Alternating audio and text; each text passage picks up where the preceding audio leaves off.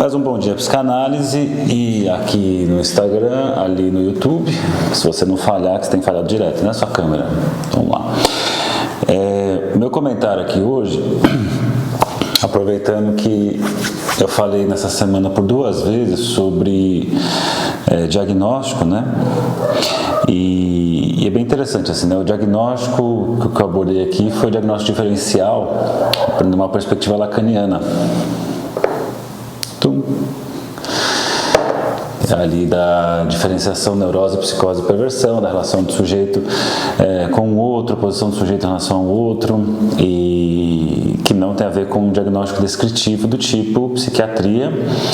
E mesmo na psicodinâmica, a psicodinâmica ela inclui tanto um quanto o outro. É menos aquela questão da posição do sujeito, mas ela usa aí outros tipos de critérios diagnósticos, mas também ela utiliza, por exemplo, no Gabbard lá, aquela articulação com DSM, em que você tem ali características, né? Algumas características, e você pega um somatório ali, quando tiver, sei lá, 4, 5 pelo menos, isso tendenciaria a revelar ali um tipo de personalidade X. Claro que isso tem aí suas limitações, como qualquer outro tipo de classificação, e hoje eu vou comentar como é que o Winnicott faz essa classificação, essa diferenciação.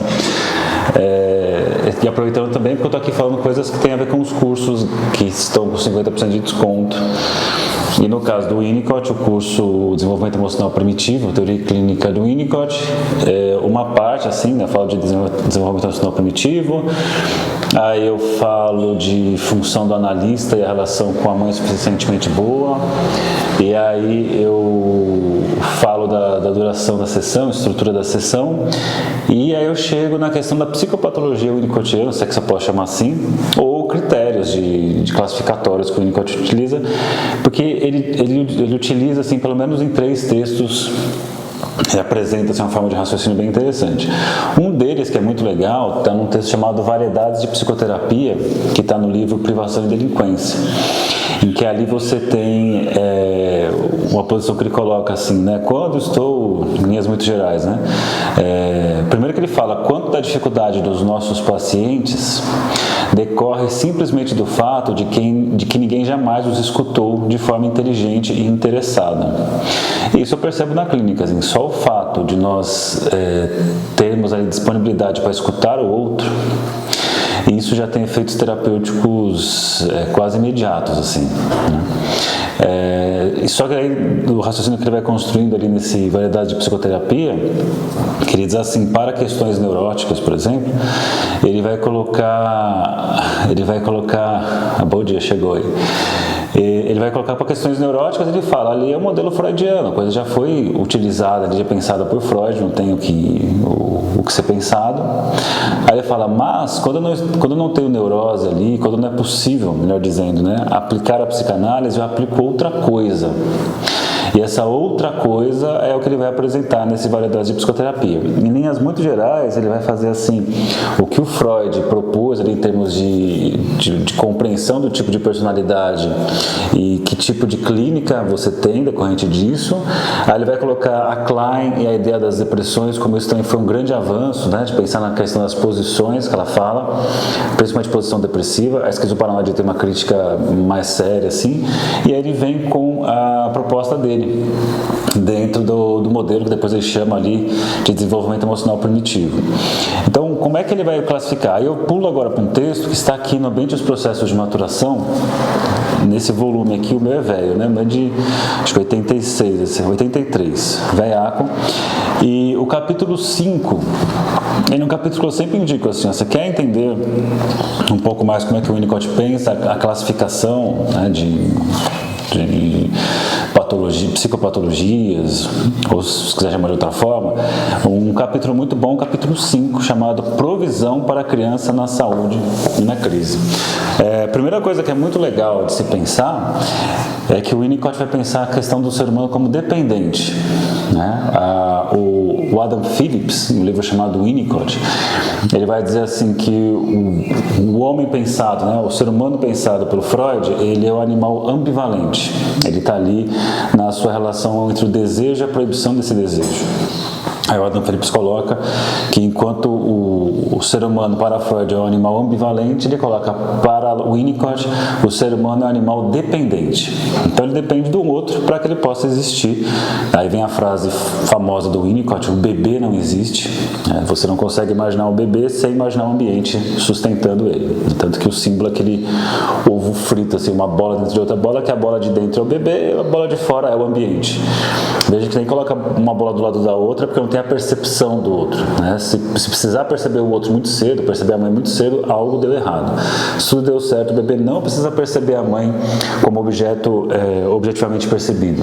Isso pode acontecer lá na frente. E ele vai pensar então em níveis, né, em graus, aí, em tipos de dependência, colocando que inicialmente nós temos uma dependência absoluta. Então, sem o outro, né, sem o cuidado materno, o bebê morre, né?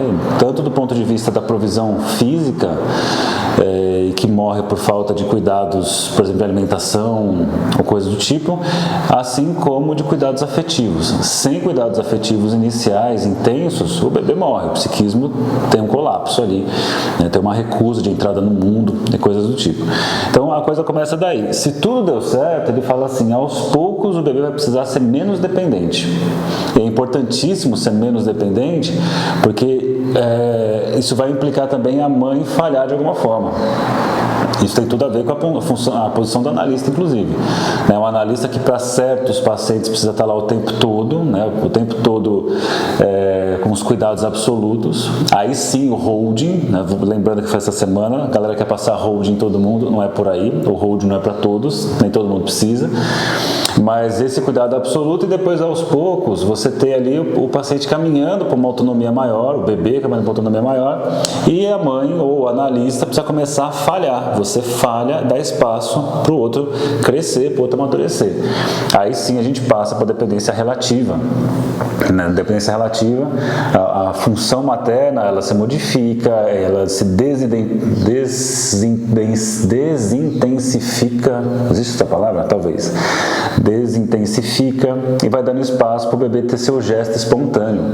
Se por acaso não tem essa falha, essa abertura, você tem ali a promoção de um lugar de dependência, né? A promoção, a insistência, um lugar de dependência, você tem lá um certo adoecimento. E é isso que ele vai falar para pensar assim, quando as coisas dão errado nessas fases, o que acontece? Se tudo deu certo, você caminha, né, depois da dependência relativa, para um lugar que ele chama de rumo à independência. Por que rumo à independência? Para ele, nós nunca seremos completamente independentes. Sempre precisaremos de um outro. Isso, obviamente, está em qualquer psicanálise que você vai passar pela questão da sempre tem o outro na história, né? E isso não está só ali na psicanálise. Você tem lá alguns autores, tipo o Loparik e outros, o Greenberg, Nietzsche, que vão aproximar um pouco da abordagem winnicottiana com a fenomenologia do Heidegger, né? E vai usar, por exemplo, conceitos de ser com, né? Ser com um outro, ser para um outro, como um conceito muito próximo da ideia da necessidade do outro para que a gente possa ser o que somos, né? Para que a gente possa se humanizar, né? Então precisamos de um outro como cuidadores inicialmente, como ambiente, depois um outro numa relação de dependência relativa, e depois de um outro que a gente continua sendo para esse outro, né?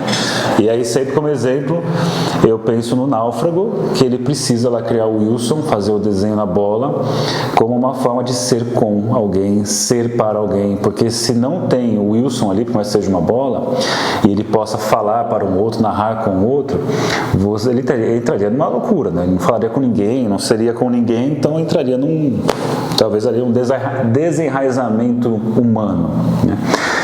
É bem interessante isso. Ontem a gente estava no grupo do Histeria, do Bolas, e estava falando um pouco sobre o ponto de vista do Balint, que vai falar de regressão maligna e benigna. Ele fala assim, certos pacientes na clínica vão precisar de cuidados, né, porque tiveram aí, às vezes, o estabelecimento de um falso self, vão precisar, através dos cuidados do analista, vão entrar numa regressão. Então, imagina, a pessoa aparentemente está no rumo à independência ali, mas quando ela começa a passar por um processo, revela-se que a fase de dependência, por exemplo, não foi suficiente. Travou ali o sinal. voltou o sinal. Então, talvez ali não foi saciado, não foi satisfeito as necessidades, não desejo, as necessidades iniciais, e pode ser que na análise aconteça uma regressão, uma regressão a uma dependência absoluta. E aí o Balint ele vai ter uma leitura de que existe uma regressão benigna, em que a pessoa regride, e ela então vem refazendo e caminha rumo a uma independência, ou a regressão maligna, em que você tem uma regressão a esse estado de dependência, mas existe uma recusa de voltar desse estado de regressão, né, de dependência, melhor dizendo. Então, quando você tem uma volta para a independência, depois da regressão, uma regressão benigna. Se você tem uma recusa de retorno para a independência e uma fixação, entre aspas, patológica na dependência, aí caracterizaria a regressão maligna. E tudo isso para falar de um texto que chega aqui chamado Provisão para a Criança na Saúde na Crise, um texto de 1962 do livro O Ambiente e os Processos de Maturação, que na página 64, essa é aquela página que eu cito de cabeça sempre, fala, nossa, você é um gênio. Não, decorar a página, saber a página que está escrito uma coisa, não faz de você inteligente nem um gênio. Mostra que você viu tanto ali, ou você teve uma boa memória fotográfica daquela página, né? Então não se iludam quando você tem professores, comentadores, na página tal do livro tal, não significa inteligência. É que nem aquele cara lá quando estava na comissão do Covid, que ele faz a pergunta, o que é tal coisa para a médica? Não estou apoiando a médica, achei ela tosca no que ela fez. Mas aquele cara assim, diga exatamente o que é tal coisa. E a pessoa assim não sabe dizer exatamente, não, o que o certo é É como se fosse assim, diga exatamente como Freud define o ego em 1923 no texto dele. Aí a pessoa, o ego, e aí quando você estuda muito, você sabe que o assunto não é simples assim. E aí você, não, você está errado, porque é assim que ele fala. Aí é o senso comum, nossa, como ele é inteligente. Ele sabe exatamente como Freud falou. Isso não significa nada, né? Se você decorou isso, não significa nada se você não sabe usar isso numa prática, articular com outras coisas. Só chegar nesse ponto. Então, após uma citação de página 64 do Ambiente e os Processos de Maturação, que não significa nada saber a página de cabeça, temos aqui o Winnicott trazendo aí sua sequência aí de falha ambiental e consequência psicopatológica, se poderíamos dizer assim. Posso dizer assim, eu disse, né? Então diz assim, ó, página 64, mas eles têm que citar assim, ó.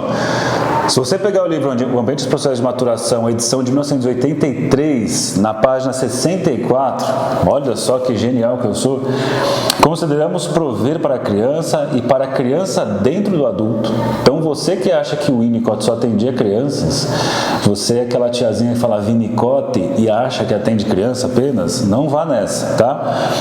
A criança dentro do adulto. Então, consideramos prover para a criança e para a criança dentro do adulto. O adulto maduro, de fato, toma parte na atividade de prover. Ou, dito de outra forma, a meninice consiste na progressão da dependência para a independência.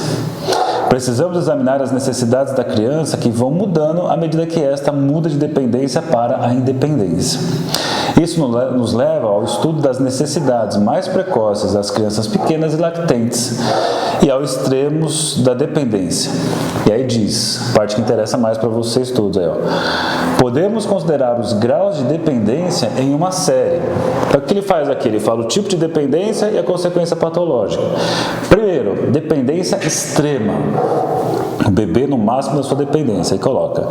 Aí, as condições precisam ser suficientemente boas. Começou a festa dos cachorros do bairro aqui, ó.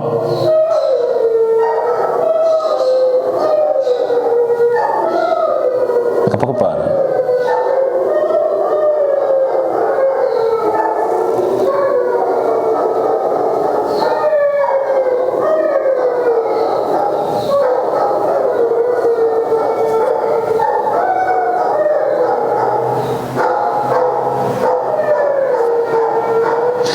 Não vai parar não, então vou ter que seguir com ele uivando ao fundo. Então, dependência extrema. Aí as condições precisam ser suficientemente boas, senão o lactente não pode iniciar seu desenvolvimento inato. Se não tiver provisão nesse ponto aqui, você não tem desenvolvimento, a coisa fica parada. E é o que ele fala, ó, falha ambiental, se acontece isso. Deficiência mental não orgânica, porque o Winnicott fala no capítulo anterior, aqui no capítulo 4, que ele diz assim, quando o aparato, ele vai falar sobre a questão, diz assim, se você tem um aparato cerebral em pleno funcionamento, se você tem lá, tá tudo ok do ponto de vista mecânico ali do cérebro, fisiológico, né, o bom funcionamento nesse aspecto está acontecendo, fala qualquer tipo de problema, aí tem a ver com uma questão relacional. Mas pode ser que tenham problemas nessa dimensão aí, quando eu coloco do aparelho cerebral, por exemplo, e que aí isso vai dificultar ou já vai levar a um tipo de facilidade com uma patologização de alguma coisa. Mas quando tudo está funcionando bem, aí ele fala, a questão é relacional. Aí voltamos para a página 64, em que ele diz, falha ambiental nessa dependência extrema, deficiência mental não orgânica, esquizofrenia da infância e predisposição à doença mental hospitalizável mais tarde, quando a falha é na dependência extrema. Depois, dependência. Aí, falhando as condições, traumatizam de fato. Mas já há então uma pessoa para ser traumatizada. Olha que legal isso aqui. Quem está dizendo que eu não posso chamar a dependência extrema de um trauma, porque para ser trauma tem que ser o trauma numa pessoa. Vamos imaginar que eu preciso ter um lugar. E nesse lugar tem um ponto de trauma, um ponto ali que falhou, um ponto ali que fica um buraco. Mas para ter um buraco numa coisa, é necessário que uma coisa exista. Aí pode ter buraco. Porém, quando você fala na dependência extrema, não tem uma coisa aí, uma unidade para ter um buraco. Então, quando tem falha, não é um tipo de, como ele coloca aqui, de trauma. É um tipo de quebra da continuidade de existência. Então, a existência está impedida por conta disso. Agora, nesse segundo ponto, na dependência, aí sim, aí falhando, as condições traumatizam de fato, mas já há, então, uma pessoa para ser traumatizada. Então, já tem um passo aí além, aí coloca. Quando acontece uma falha nesse ponto, o que ele põe? Predisposição a distúrbios afetivos. Muitas vezes aí a depressão e tendência antissocial, que é o que fala o tempo todo no livro Privação e Delinquência, que o mais correto seria deprivação e delinquência. Porque privação é privado desde sempre. Deprivação teve um cuidado, mas esse cuidado foi tirado antes da hora. Então, uma deprivação. Então, nesse segundo tipo de dependência, nesse segundo tipo, que é a dependência, uma falha levaria à tendência antissocial. Depois C, mesclas dependência e independência.